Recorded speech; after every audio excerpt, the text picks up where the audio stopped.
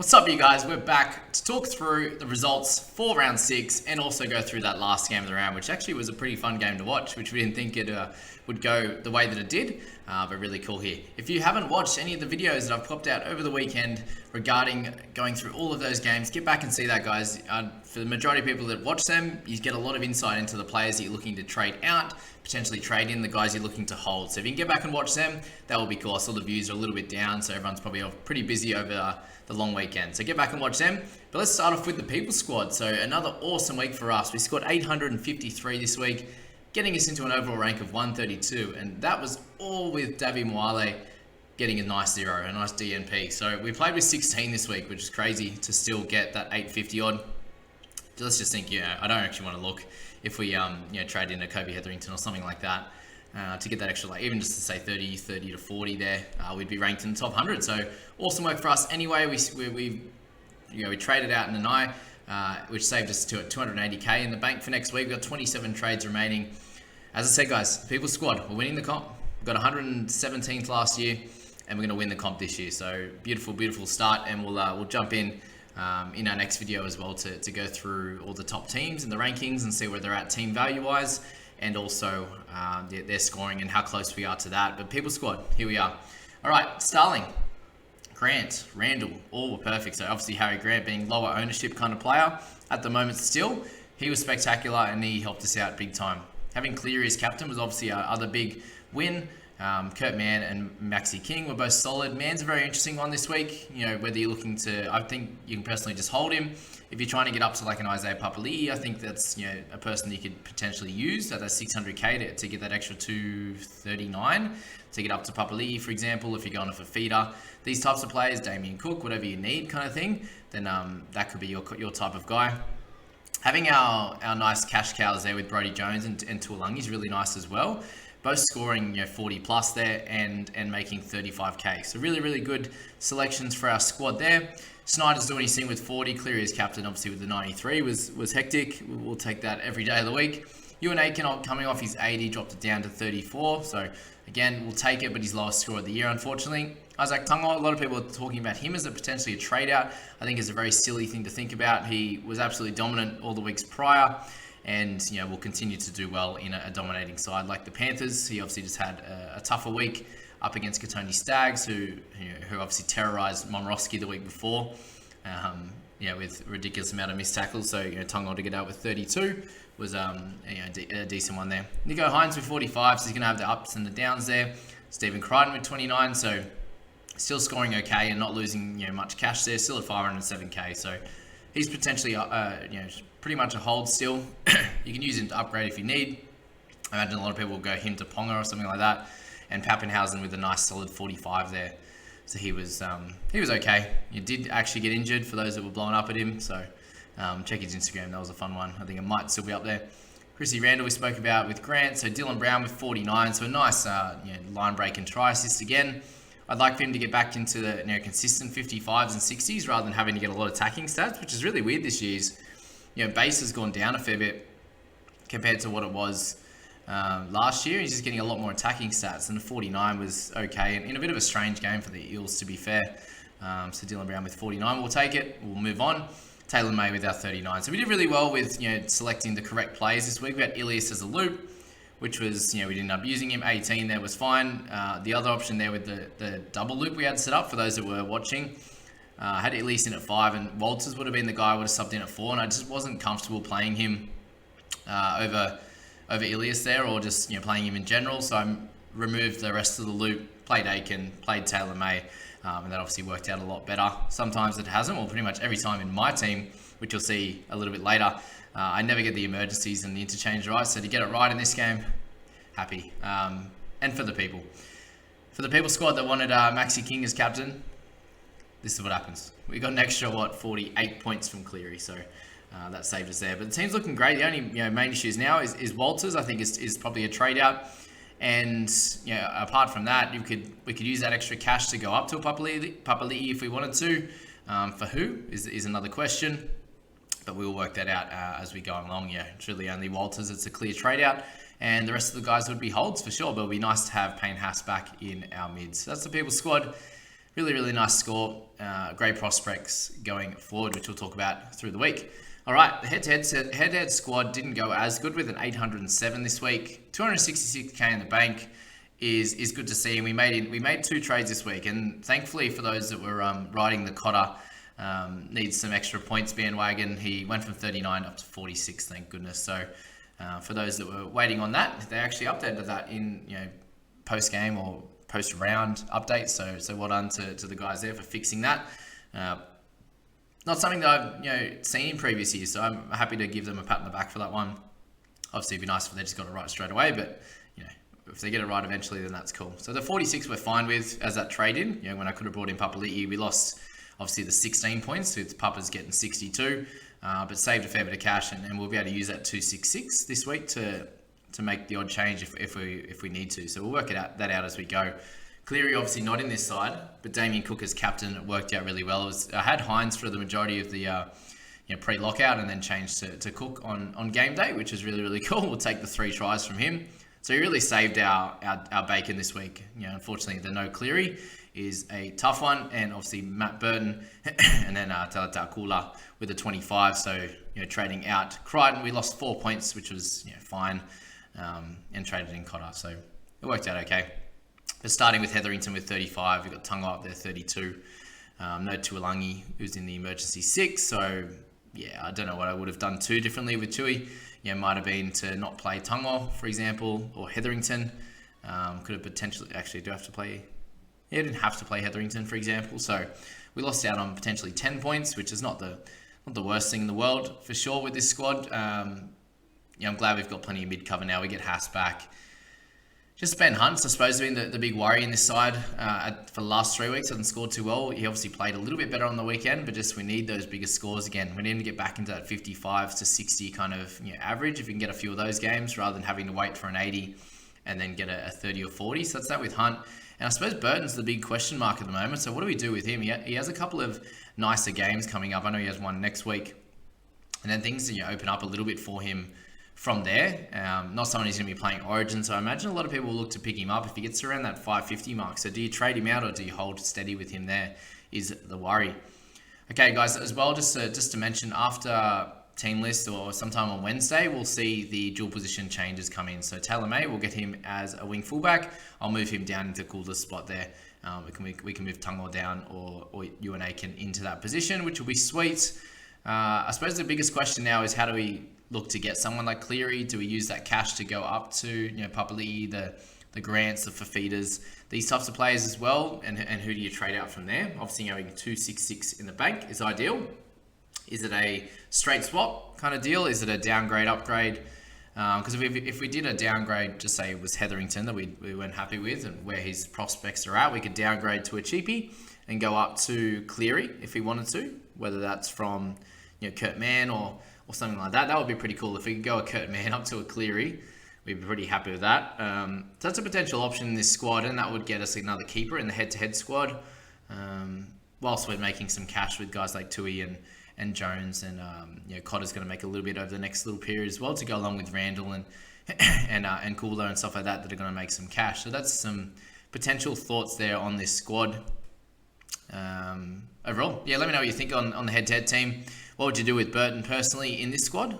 Just relating it to this one rather than any other. If you are new to this channel, guys, please hit subscribe. The channel's growing so lovely. I really appreciate everyone for being here. I know I say that a lot, but I really do appreciate you guys helping me do something that I love doing. So thank you again for that. All right, my team. We're making some strides each and every week. Just the one trade this week, brought in Cleary, popped him as captain. So that worked out nicely. We picked up a score of 821 this week, which was okay. We don't have the salary in the bank anymore, and you can see that the issues I've had here. I played Ilias over Penasini and Tuolangi, which was annoying. Thinking Penn would probably have a good crack against the Tigers, and he scored really well even in a team that didn't play perfectly, and they obviously lost the game. And Chewy was great. And can we talk about Tuolangi just quickly? I'm going to talk about him in the when we go over that last game, but can we work out why he is not getting the ball in attack? He had 18 meters on the weekend, 18 meters and 3 offloads. So he ran the ball 5 times, I think. Like, they pretty much gave him the ball at the line, and he got hit with 2 meters before the line. So, real short balls and stuff like that. And that's why he's like hitting and offloading. But there was one point near the end of the game there where who was next to him? Whoever it was, who was it? Madden? Yeah, Madden had the ball and ended up just dummying and trying to go himself. And it's like, well, who's the better option to go here? The guy that's absolutely dominant, that is as strong as Lucy Leilua and can be as dominant as him. And he just hardly got the ball. He played 80 minutes and got the ball 5 times for 18 meters. Like, he's amazing in defense as well, by the way. Love how hard he hits. He just sticks in solid and drives in hard. But yeah, Tui not getting the ball enough in attack. If they start to do that, he could be scoring as well as Lucy Leilua, which would be really, really cool. And for anyone who picked him up over the last bunch of weeks, you've made a bit of cash, which is cool, and holding on to Penasini now. He's up over 95k in games, so he's going to continue to do that now. As we said, we need that 50 with him to really bring up those price gains, and he should be able to get somewhere around that 500k mark, unless he can pick up another 50. So yeah, just very interesting on the whole Tui thing. Hetherington has been an average, bring in, unfortunately. Made us a tiny bit of cash now. He's with the 35. If he gets a few more of them, he'll make it a bit. But overall, hasn't been the best bring in. And Payne Haas coming back, and Hetherington's probably going to keep that 40-odd minute role. So yeah, it'll be interesting what I decide to do with him over the next bunch of weeks. I think he's definitely a hold, but it's just annoying. Do we play him? Do we not? We'll work that out as we go. But the tailor-made Tango centers was okay. I guess we could have got that 850 score if we fixed up the Penasini for Ilias. So really, the team's not in a bad spot. Used one extra trade, then head-to-head team, and 2 extra trades on the people squad, and we're ranked a little bit, just at 1565. So overall, happy with where we're at, but obviously plenty of room for improvement. I suppose, what do you do from here? Walter's probably the only real trade out.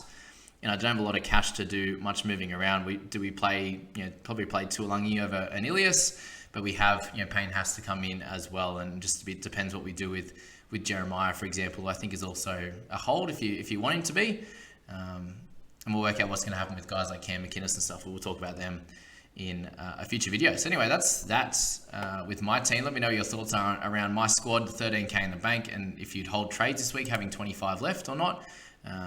It's going to be the question going into round 7. And we'll just go through that last game of the round now and really delve into some of those players. And how good was Alex Twal? And just overall, just wanted to say, how proud I was for Hastings and that finish there. He obviously really deserved that. He's been, just that whole thing about him going up and having to pay for his own flight and everything. Like, he's obviously caring a lot. He's grown as a player, which is incredible. If you were watching back 5 years ago, 6 years ago when he first came into the league, just very sporadic, very much a kid in the game, and he's really matured and grown up. So good to see him get a win, and obviously, Madge and Brooksy there. So it's obviously, they've been playing really poorly, and to see them actually come out and really have a crack, like they did the whole game, and you see they went, Eagles went, crap, like they're having a crack, and they're a good chance of betting us. They obviously did in the end. So Eels that'll be a bit of a wake up call for them, not to take any teams lightly. But well done to Twali. Had a perfect game, 46 tackles for no misses, the 5 tackle breaks and a line break. So he just kept, it was weird. I haven't really seen that from Twali in a long time. So good on him. Papali'i with a try and a line break. I was so upset when he scored. I'm sorry. I know all you guys love him. And you should. I want him in my side. I owned by 17.5% when he went over for the try. I was like, no. But well done to you guys. Only at the 83 metres gain. Still, making 6 tackle breaks and an offload. He's damaging every time he touches the ball. Obviously, the couple of errors, killed him a little bit. But 62 again, he's been special. Everyone should be targeting him over the next few weeks to get in your squad. Nofaluma went really well. He's always been a great finisher. Lucy Leilua with the try as well. So just, his only issues are over just the lack of tackles and the run meters. I don't know why they didn't use them. Like, him and Tuolangi should combine for at least 200 meters. Should be 100 each for sure. And for them to combine for 90 meters is just not good enough, unfortunately. But that's obviously a space that they can improve on and definitely get better. So I'd be using those guys. They're so strong. Reedy with a 55. Good on him. Another 12k loss, 132 for the year. We love you so much, Reed. Can't believe I started Damien Cook in head-to-head team. I just didn't start with Reed in my.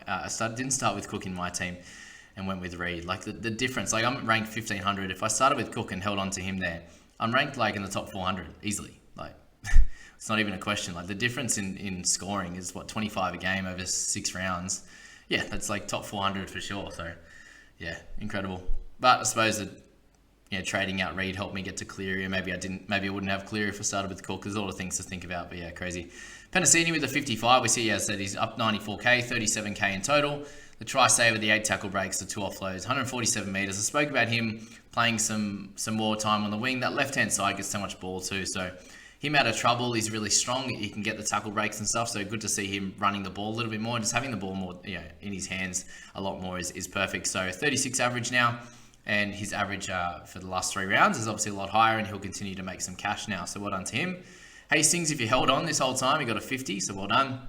Spoke about Brown, just the lack of tackles. Like, he's been normally either 25 to 35 is his general mark, so that's down a little bit. And obviously just the negatives there was annoying. So the 6 in negatives, and only the 3 tackle breaks with the 115 meters. So kind of a stock solid game for him. A couple of forced dropouts. I'd like for him to continue getting better, but still, gain 5k this week, even after the 31 and then the 49 for someone who's priced in the low to mid 50s. You wouldn't expect him to make cash there, but it shows what an 80 odd in your rolling average does for you. Moses another 48, so he was solid without being spectacular. If they dominated the game, he would have done a lot better as well. But Moses with the 48, you got another 20k in price rises. Just keep holding both of those guys; they'll be fine. Finn Coway has been incredible. So another 48 for him, another 21k in price rises. Yeah, congrats to Brooks on getting a good win there. He was great. 30 tackles for him. Obviously 6 misses, but controlled the game. Didn't run the ball as much, but got a couple of tackle breaks. A couple of try assists, which was great. Tui, the 30 tackles for him is great. The 3 offloads, 2 turnover tackles was awesome, but 18 run meters. Again, crazy. Nicore was great. Madison was solid as well. Regan Campbell-Gillard looks like he might be out for a few weeks, so it'd be interesting to see where the minutes go. Obviously, they had Kafusi came on and played pretty solidly. Nathan Brown was decent again without scoring great. Gutho with the 31, so yeah, he's kind of held his position there, averaging 44. Staffatoa had a nice run to kick off his game. Was solid around that. Opacek's pretty low there with 18. You got Jockey Madden, who's going to start losing cash now. So if you own him, I think it's time to move him on. Unless he gets the start, I think he needs to be pushed on, unfortunately. Otherwise, you're going to lose all those gains that you got with him, which I think 405, there's going to be a few guys who are potential options to bring into your squad. And the other interesting one is Mitch Rain there, another 63k down in price. So if he gets a bunch of these 10, 15-minute games off the bench, and then Reed happens to get injured, then Mitchy Rain will be your man. So that's that, guys. That's that full video. As I said, get back in and watch all those videos, across the weekend, and I hope that you take a lot out of them, and then we'll get into team lists this afternoon and see what shakes up and what we can trade and what we can do coming into round 7. As I said, always hope you enjoyed that, and we'll catch you in the next one.